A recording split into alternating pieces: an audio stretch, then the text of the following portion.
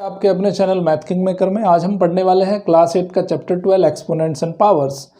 क्या पढ़ने वाले हैं आज इसके अंदर हम? Power with negative exponents. Positive exponents आप पढ़ चुके हो क्लास 7 के अंदर, तो आज हम पढ़ेंगे negative exponents. Low of exponents क्या होते हैं, कुछ एग्जाम्पल्स डिस्कस करेंगे और हमेशा की तरह मेरे लेक्चर में यूज़ ऑफ एक्सपोनेंट्स, इसके आखिर यूज़ क्या है, जो चीज़ हम पढ़ रहे हैं उसका यूज़ क्या है। ठीक है, सो इस चैप्टर को अच्छे से समझने के लिए मेरे साथ बने रहिए, अंत तक देखते रहिए मैथ किंग मेकर।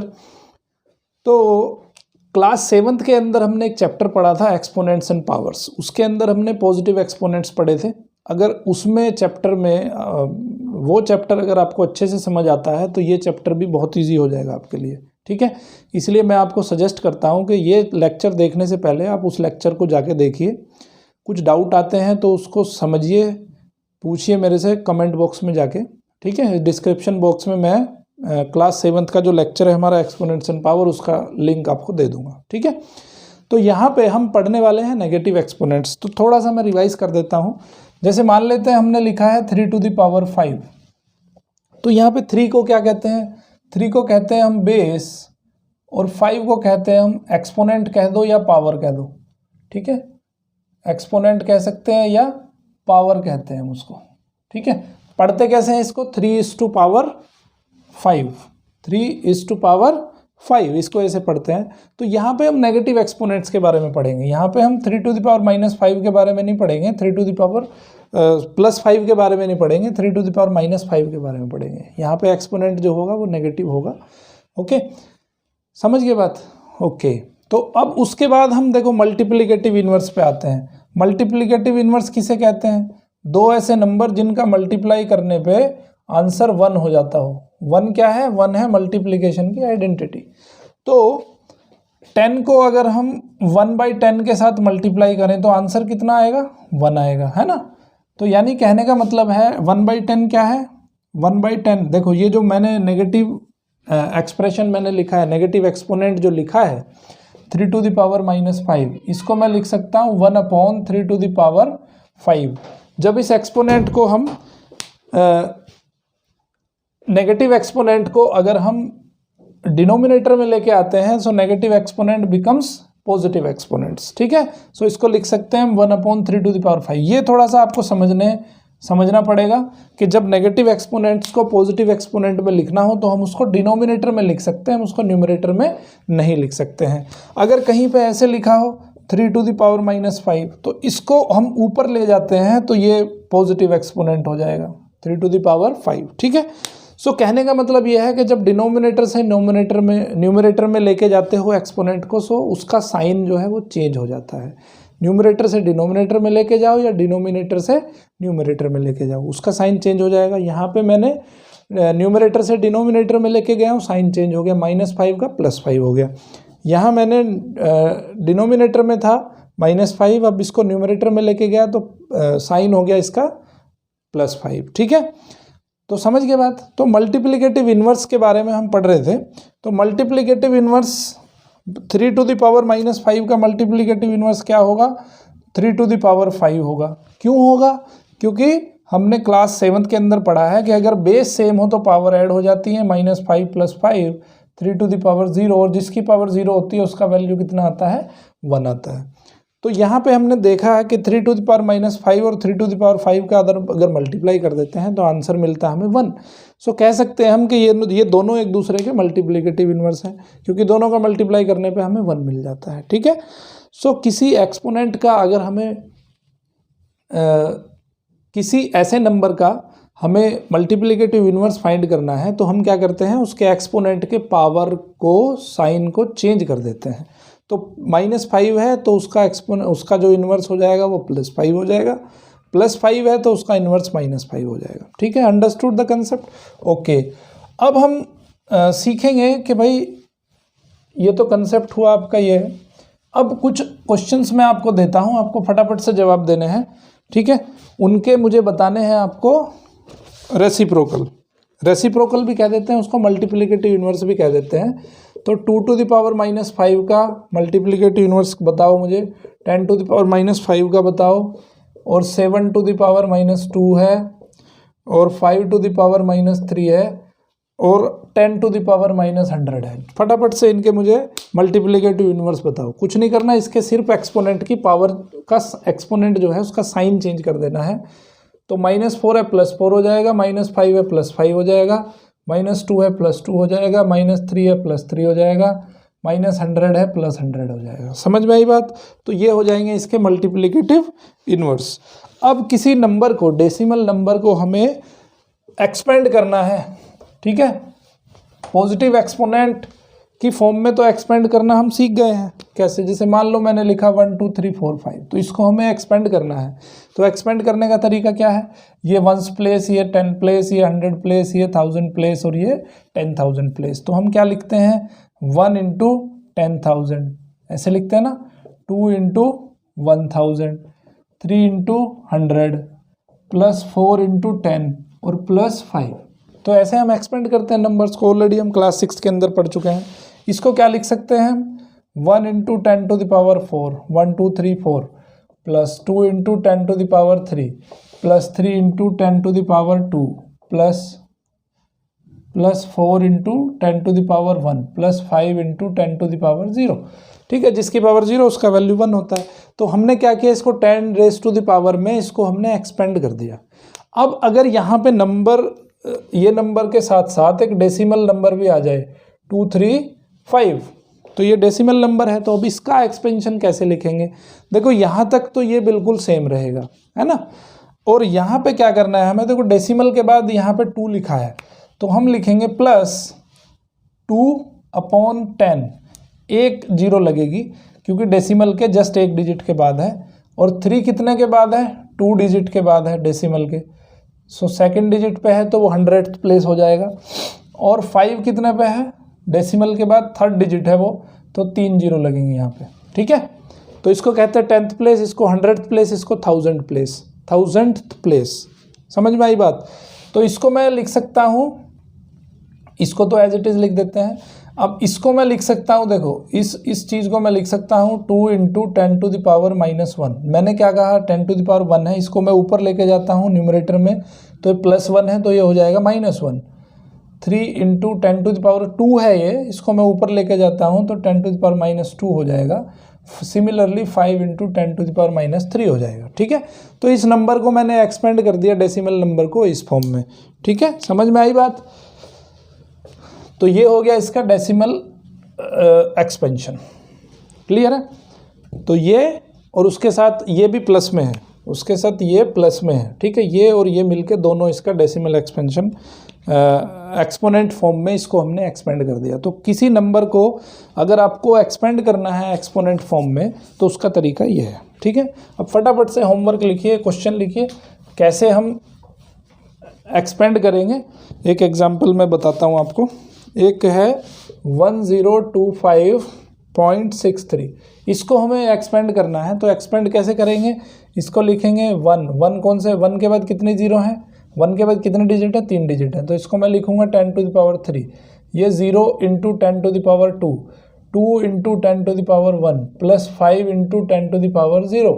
ठीक है, अब सिमिलरली यहाँ पे 6 लिखा है, तो 6 को कैसे लिखेंगे? 1 प्लेस के बाद है तो -1 पावर, ये 2 प्लेस के बाद है तो -2 पावर लिखेंगे।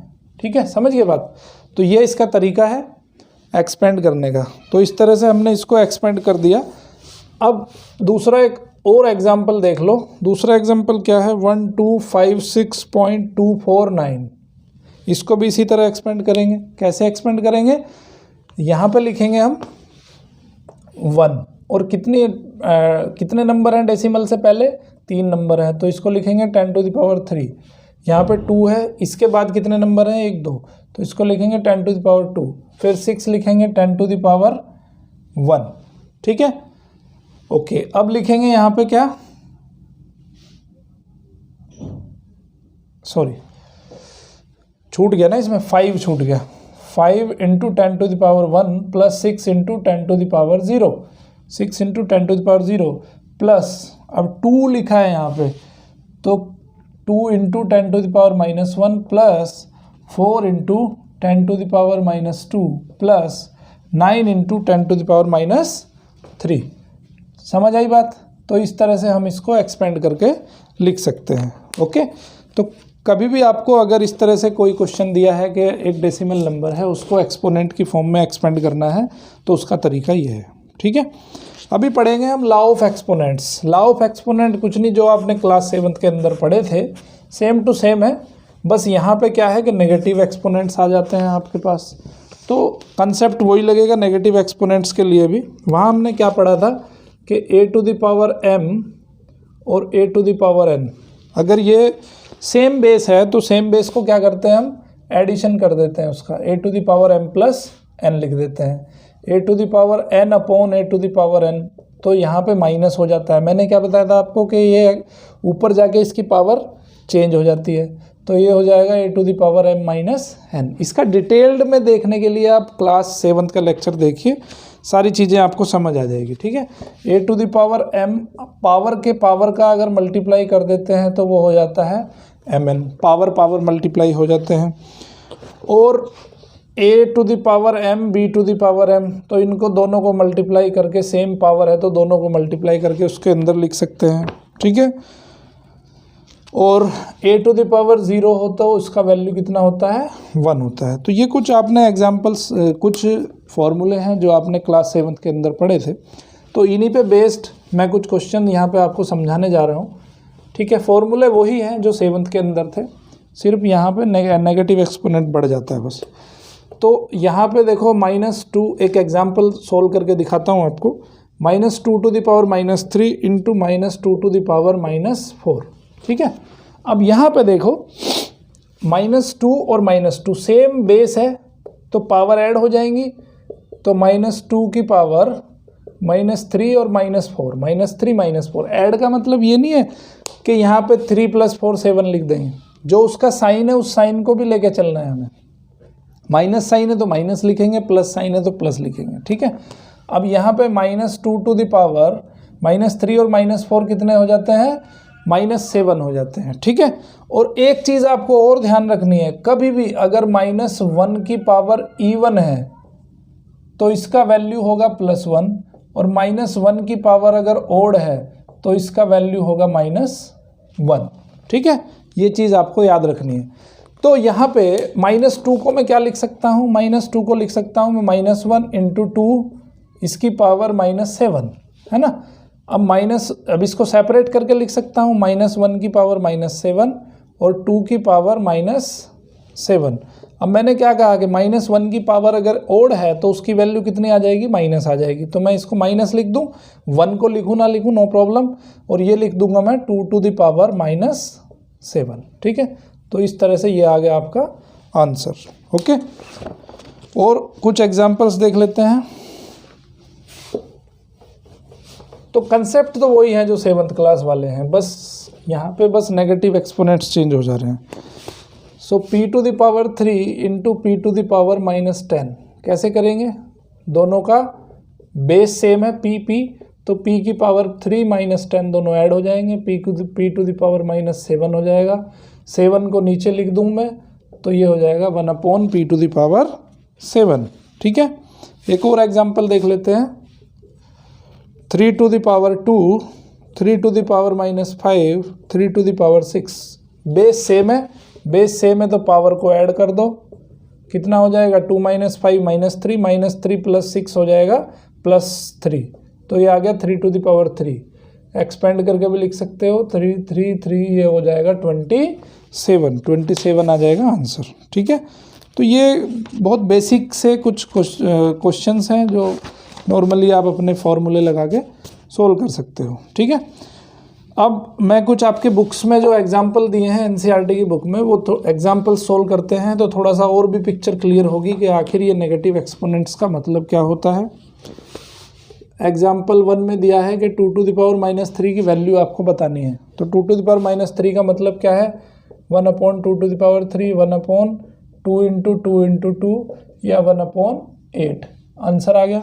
उसके बाद पूछ रहा है कि 1/3⁻², -2 को ऊपर ले जाएंगे तो +2 हो जाएगा, 3⁻2, 3 × 3 का आंसर आ जाएगा आपका 9, ठीक है। उसके बाद एग्जाम्पल 2 है, एग्जाम्पल 2 में भी कुछ सिंप्लीफाई करना है। -4⁵, देखो बहुत इंपॉर्टेंट क्वेश्चन है ये। और एग्जाम में अक्सर पूछे जाते हैं सिंप्लीफिकेशन वाले क्वेश्चन।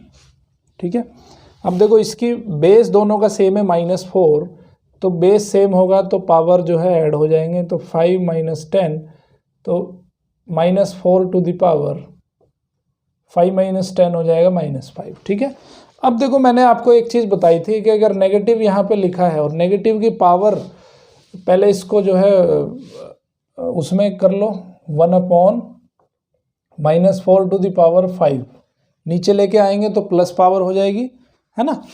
अब माइनस की पावर अगर ओड है तो आंसर माइनस में आएगा, माइनस की पावर अगर इवन है तो आंसर इवन में आएगा। तो माइनस की पावर यहाँ 5 है, 5 है आपका ओड नंबर, तो यहाँ पे मैं माइनस लिख देता हूँ, -1/4 टू द पावर 5, उसका मल्टीप्लाई करके भी लिख सकते हो आप, आंसर आ जाएगा। ठीक है, ओके। अभी दूसरा एक एग्जांपल देख लेते हैं, 2 to the power 5 divided by 2 to the power -6, इसको देख लेते हैं। तो इसको हमें डिवाइड करना है दोनों को। ठीक है, दोनों का बेस जो है वो सेम है, तो हमने क्या पढ़ा था, 2 to the power 5 upon 2 to the power -6, हमने क्या पढ़ा था कि अगर इसको हम ऊपर लेके जाते हैं तो पावर सेम हो जाता, पावर का साइन चेंज हो जाता है, तो ये हो जाएगा 2 to the power 5 into 2 to the power 6 plus 6 हो जाएगा, है ना। अब क्या करते हैं, दोनों का बेस सेम है तो ऐड कर दो, 5 + 6 हो जाएगा, 2 टू द पावर 11 हो जाएगा। ठीक है, आंसर 2 को 11 बार मल्टीप्लाई करके आंसर लिख दोगे, आपका क्वेश्चन का आंसर आ जाएगा। ठीक है, एक्सप्रेस 4 टू द पावर। अब हम क्या कर सकते हैं, बेस भी चेंज कर सकते हैं। जैसे किसी का बेस अगर 4 दिया है तो उसका बेस हमें 2 बनाना है, तो कैसे बनाएंगे वो थोड़ा देख लो। एग्जाम्पल नंबर 3 में कह रहा है कि भाई express 4 to the power -3 as a power with base 2। हमें यहाँ पे बेस 4 से बेस 2 चेंज करना है, तो कैसे चेंज करते हैं, 4 टू द पावर -3, 4 को मैं लिख सकता हूँ 2 स्क्वायर, 2 स्क्वायर कितना होता है, 4 होता है। ठीक है, पावर का मल्टीप्लिकेशन हो जाता है, हम पढ़ चुके हैं। तो यहाँ पे 2 टू द पावर 2 इंटू -3 हो जाएगा, 2 इंटू -3 कितना होता है, -6 होता है, तो माइनस को नीचे लेके आ जाएंगे, 2 टू द पावर 6। ठीक है, इसका मल्टीप्लाई कर लो, 6 टाइम्स कितना हो गया, लेकिन हमें सिर्फ इसी में करना है, बेस 2 में ही उसको एक्सपेंड करना है, तो इतना भी छोड़ सकते हो। ठीक है, बेस 2 में हमने इसको लिख दिया। उसके बाद देखते हैं एग्जाम्पल नंबर 4 में सिंप्लीफिकेशन करना है। समझ आ गया ना बेस कैसे चेंज करते हैं, तो उसके बेस चेंज करने वाले जो क्वेश्चन है वो बहुत इंपॉर्टेंट है। प्रैक्टिकली उसको देख लेते हैं कि कैसे हम बेस चेंज करते हैं और कैसे उसको फिर सिंप्लीफाई करते हैं। ये हमें एक क्वेश्चन दिया है बड़ा टिपिकल सा, इसको हमें सिंप्लीफाई करना है। ठीक है, तो इसको सिंप्लीफाई करते हैं। सबको पहले जिसको बना सकते हो बेस सेम बना लो। ठीक है, तो यहाँ पे पहले इसको सिंप्लीफाई करेंगे हम, ब्रैकेट के अंदर जो वैल्यू है 2 to the power 5 divided by 2 to the power 8, तो हम इसको लिख सकते हैं 2 to the power 5 2 to the power 8, और इसकी पावर लिखी हमने 5 2 टू द पावर -5। ठीक है, अब ये जब पावर ऊपर जाएगी तो ये पावर माइनस हो जाएगी, तो ये लिख देंगे हम 2 टू द पावर 5 - 8, इसकी power 5 into 2 to the power -5। इसको हम लिख सकते हैं 5 - 8 कितना हो जाएगा, -3 हो जाएगा, और into 5 into 2 to the power -5। अब पावर मल्टीप्लाई हो जाएंगी, -3 और 5 हो जाएगी -15, और 2 टू द पावर -5। दोनों का बेस सेम है, तो पावर ऐड हो जाएंगी, -15 - 5 कितना हो जाएगा, -20 आ जाएगा आंसर। इस तरह से हमें क्वेश्चंस को सोल्व करना है। ओके, अब इस -20 को हम नीचे लेके कैसे लिखेंगे, 1/2 टू द पावर 20, इस तरह से हम उसको प्लस में लिख सकते हैं। और कुछ एग्जांपल्स दिए हैं इसमें, इजीली सिंपली इसी तरह से करने हैं। अब मैं एक एग्जांपल लेता हूं जिसमें हम एक्सपोनेंट्स का यूज़ करते हुए एक वैल्यू फाइंड करेंगे। ठीक है, 2 एक्सपोनेंट्स दिए होंगे आपको इक्वेशन की फॉर्म में, और वहाँ पे example number 5, -3 to the power m+1, important question है बहुत ज़्यादा, into -3 to the power 5 is equal to -3 to the power 7। यहाँ पे आपको m की वैल्यू फाइंड करनी है। तो m की वैल्यू कैसे फाइंड करेंगे, पहले हम लेफ्ट हैंड साइड में -3 टू द पावर समथिंग बना लेते हैं और राइट हैंड साइड में -3 टू द पावर समथिंग है ही ऑलरेडी, दोनों को कंपेयर कर लेंगे। तो यहाँ पे देखो बेस सेम है तो दोनों पावर ऐड हो जाएंगी, m+1 + 5 हो जाएगा, ठीक है, is equal to -3 to the power 7 हो जाएगा। इक्वेशन जब हम लिखते हैं तो यहाँ पे इम्प्लाइज दैट का सिंबल लगाते हैं। सो -3 टू द पावर m+6 हो जाएगा is equal to -3 to the power 7। तो अब हम यहाँ लिखेंगे comparing exponent with the same base, ठीक है, विद द सेम बेस के साथ उसकी कंपैरिजन करेंगे। यहाँ पे -3 है, यहाँ पे -3 है, इसका पावर है m+6, इसका पावर है 7, तो m+6 हो जाएगा 7, सिंपल इक्वेशन बन गई है। तो m is equal to 7 - 6 that is 1। तो m की वैल्यू कितनी आ गई, यहाँ पे 1 आ गई। बहुत इंपॉर्टेंट क्वेश्चन है, बहुत अच्छा क्वेश्चन है, अक्सर इस तरह के क्वेश्चन एग्जाम में पूछे जाते हैं, ठीक है। ओके, तो एग्जाम्पल 6 सिंपल सा है, उसको आप इजीली आराम से कर सकते हो घर पे, तो ये मैं आपके लिए एक्सरसाइज के लिए छोड़ रहा हूँ। एग्जाम्पल 7 देख लो, 7 में थोड़ा सा टिपिकल सा है।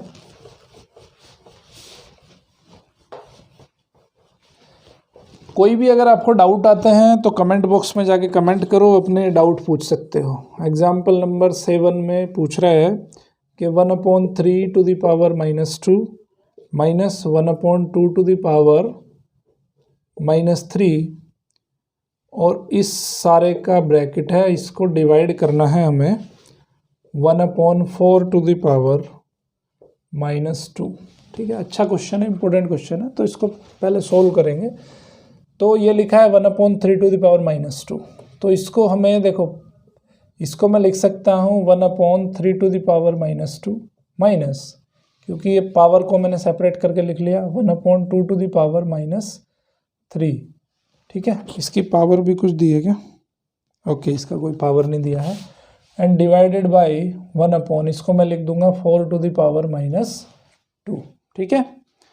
अब ये माइनस पावर ऊपर जाके प्लस पावर हो जाएगी, तो ये 3 to the power 2 -2 to the power 3 divided by, ये पावर भी ऐसे ही हो जाएगी, 4 टू द पावर +2 हो जाएगी उधर जाके, 3 टू द पावर 2 कितना हो जाएगा 9 -2 टू द पावर 3 हो जाएगा 8 divided by 4 to the power 2, तो 9 - 8 हो गया 1 divided by 4 to the power 2, 4 to the power कितना होता है 16 होता है, 1 डिवाइडेड बाई 16 कितना हो गया 1/16, तो ये आ गया आपका आंसर, ठीक है।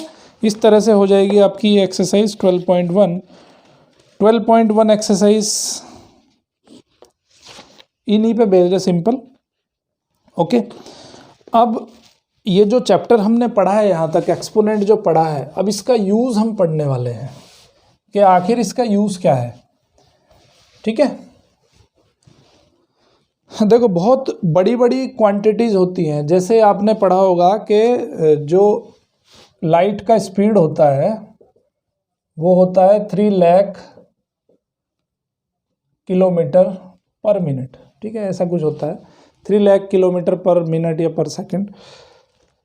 तो कहने का मतलब है कि एक अगर बहुत बड़ी क्वांटिटी लिखी है, बहुत बड़ी क्वांटिटी लिखी है, जैसे ये लिख दिया 30000000000, ठीक है।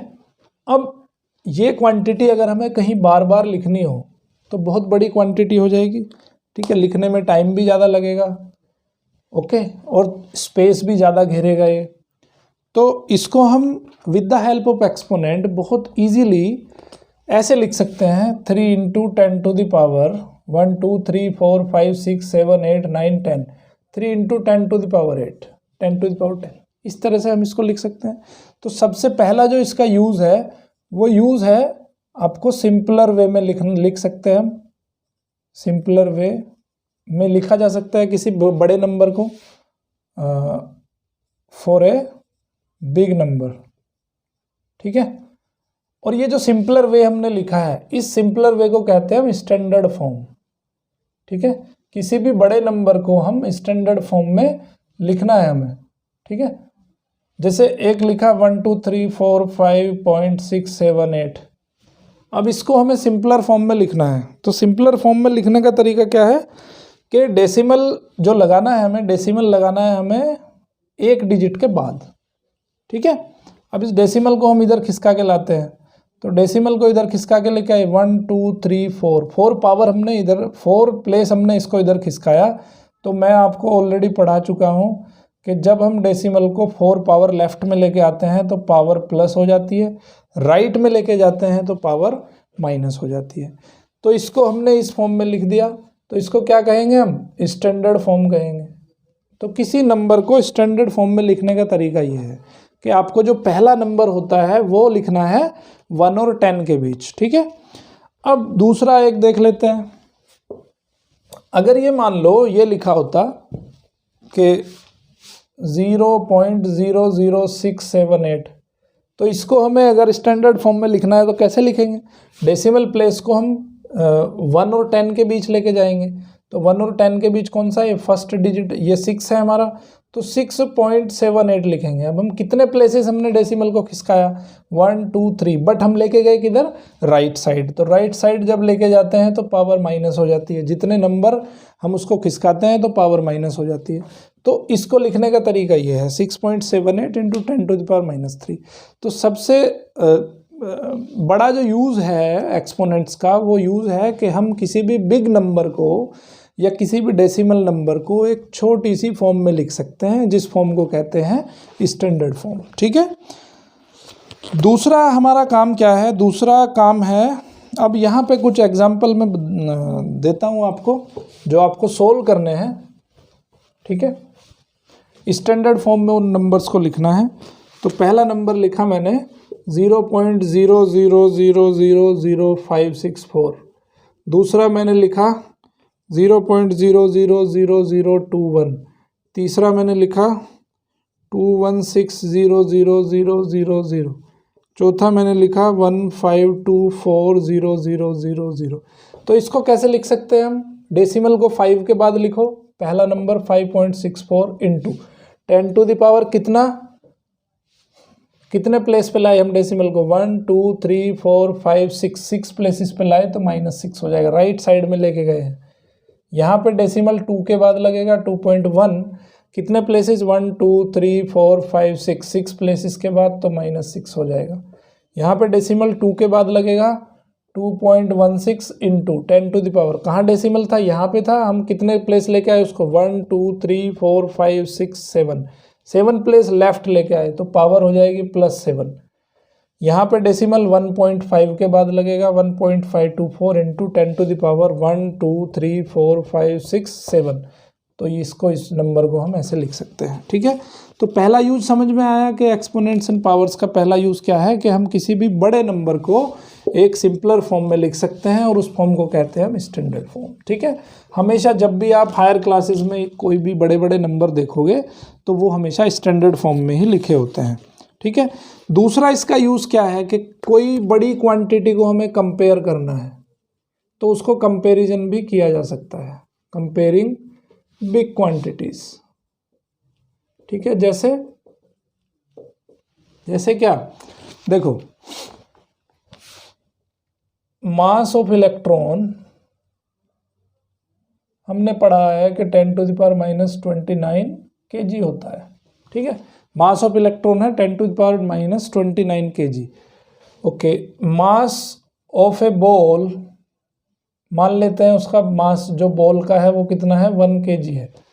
तो अब इन दोनों को कंपेयर करना है कि भाई ये देखो बहुत बड़ी क्वांटिटी है, ये बहुत छोटी क्वांटिटी है। जैसे एक्सपोनेंट माइनस हो जाता है तो क्वांटिटी और भी छोटी हो जाती है। तो हमें इन दोनों को कंपेयर करना है कि भाई कितने टाइम्स वो उससे बड़ा है। तो कंपेयर कैसे करेंगे, तो यहाँ पे लिखेंगे 1/1 10⁻⁻29, तो ये हो जाएगा, ऊपर पावर पहुँच जाएगी तो ये हो जाएगा 10⁻29। तो ये जो बॉल है वो इलेक्ट्रॉन से कितनी ज़्यादा हैवी है, 10⁻29 हैवी है वो, ठीक है, दोनों का रेशो हमने फाइंड कर लिया। तो ऊपर बड़ी वाली बॉल का रेशो है, नीचे इलेक्ट्रॉन का रेशो है, इलेक्ट्रॉन के मास का रेशो है। तो दोनों को हमने कंपेयर किया तो हमने पाया कि 10⁻29 टाइम ये जो बॉल है वो इलेक्ट्रॉन से ज़्यादा हैवी है। ठीक है, तो किसी भी दो क्वांटिटी का अगर हमें कंपैरिजन करना हो तो हम उसका कंपैरिजन इस तरह से करते हैं। ठीक है, तो अब ये हो जाएगी आपकी एक्सरसाइज नंबर 12.2। बहुत सिंपल है, इसी की तरह से पूरी एक्सरसाइज हो जाएगी। लेक्चर देखने के लिए धन्यवाद, और चैनल को अगर अभी तक आपने सब्सक्राइब नहीं किया तो चैनल सब्सक्राइब कर दीजिए, जिससे कि आपको अर्ली नोटिफिकेशन मिल सके। अगर आपको ये लेक्चर अच्छा लगता है तो इसको शेयर भी करिए, ज़रूरतमंद लोग जो हैं उन तक इसको शेयर करिए। कुछ अगर आपके कमेंट्स हैं, सजेशंस हैं, तो वो आप कमेंट बॉक्स में दे सकते हैं, जिससे कि आपका सोल्यूशन हो जाए। Thank you very much. देखते रहे मैथ किंग मेकर। मिलते हैं नेक्स्ट लेक्चर में।